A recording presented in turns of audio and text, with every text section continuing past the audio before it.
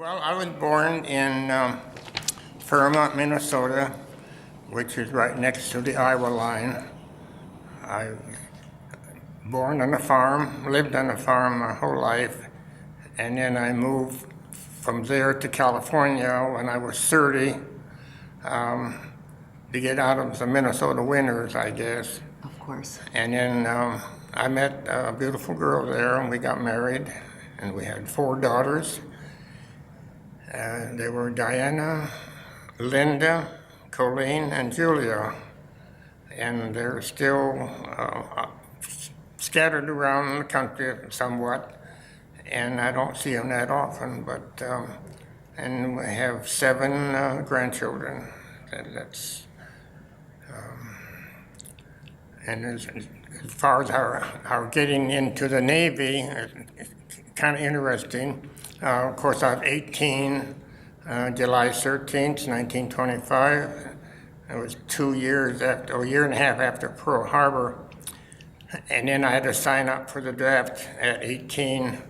My grandfather was a mayor of Fairmont, and he wanted me to get deferred so I could pick corn and work on a fishing crew. He was a commercial fisherman.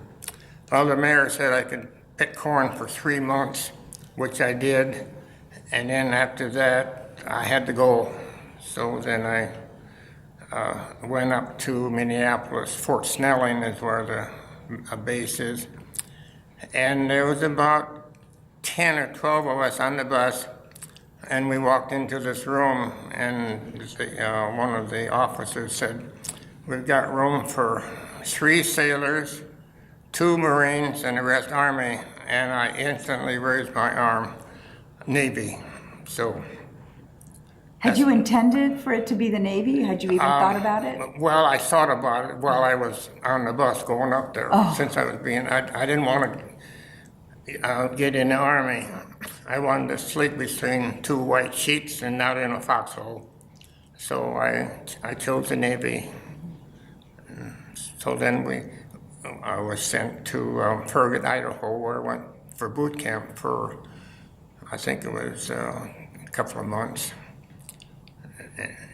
And then I went down to Memphis, Tennessee, went to school for 6 months to be an aviation radioman and machine gunner on a TBF torpedo dive bomber, which would be 1 .30 caliber machine gun, 1 torpedo, pilot and me going after a Japanese battleship. That didn't occur to me very well. So anyway, we went there for 6 months, and then they had a surplus of these particular radiomen, and so 90% of us were shipped out. They kept the top 10%. And then I went to New Orleans for 30 days, and then down the Panama Canal. And then since I knew something about signaling, flashing light, Morse code, then I was put in a signal tower at the end of the Panama Canal on the Pacific side. So I was there for several years. Tell me about your experience there. Well, one of the kind of a strange thing, we was on this tower, we was above the base, so we could get a good view of the ships coming and going. There was a small aircraft carrier come in, and I forgot the name of it, but it was going through the locks and headed toward Panama City. And it was too wide for the locks.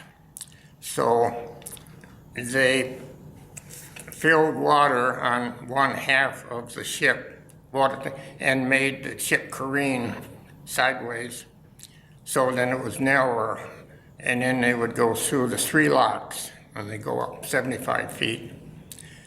And then when they get up to the lake, the Gatun Lake, they would evidently pump the water out again, sail across 40 miles across the lake, and then do the same thing again.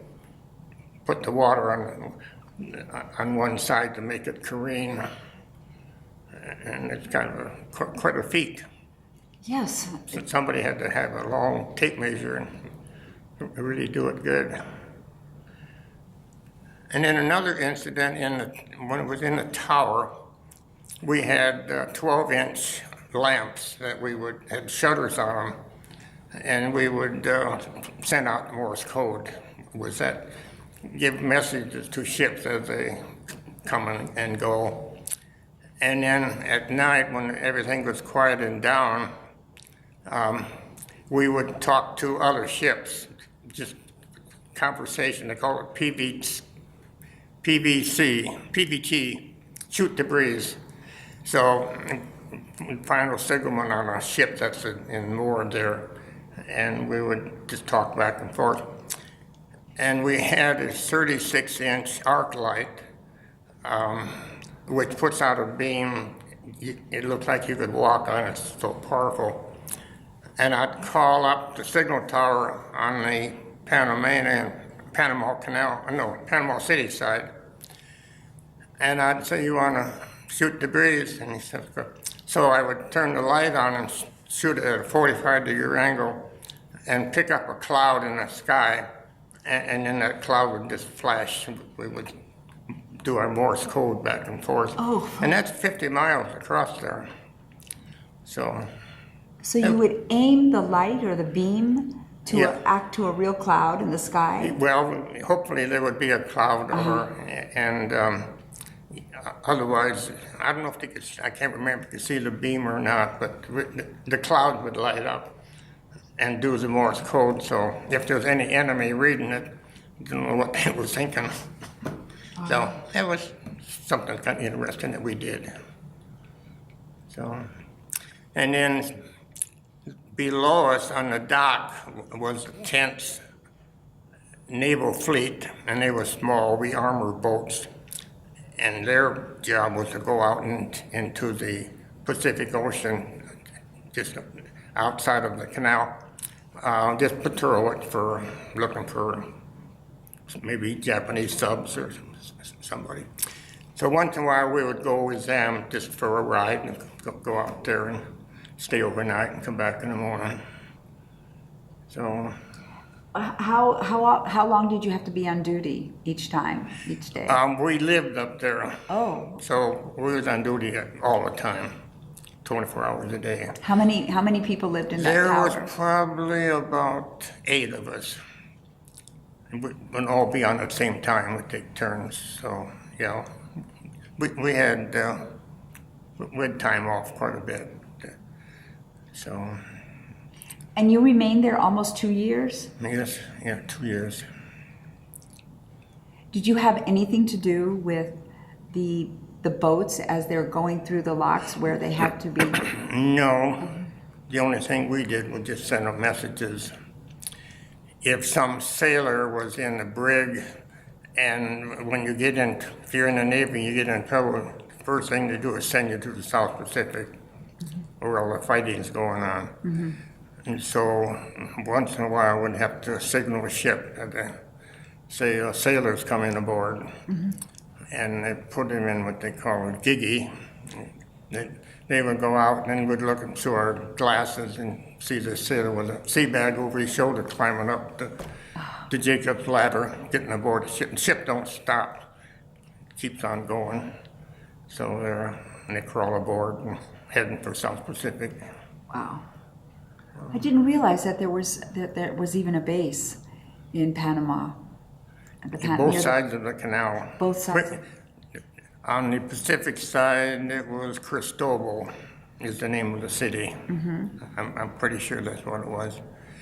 And it was a large city, and so it's very interesting duty. The canal was very interesting too.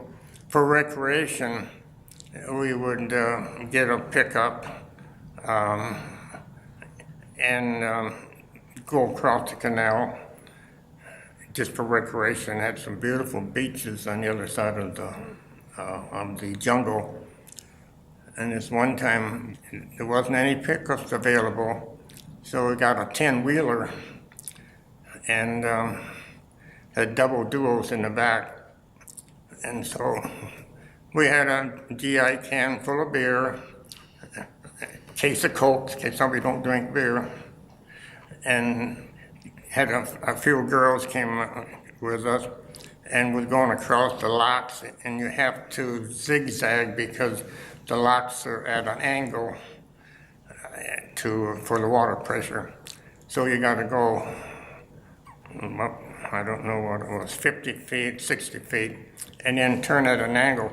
There was only a couple inches on each side of the big tires, and then there was a 6-inch piece of steel to keep the tire in the roadway. Below that, the water just boiling. The tires got up onto that 6-inch rim, so everybody jumped out of the truck. And the Panamanian guard came out there and he said, "You got to get back in the truck.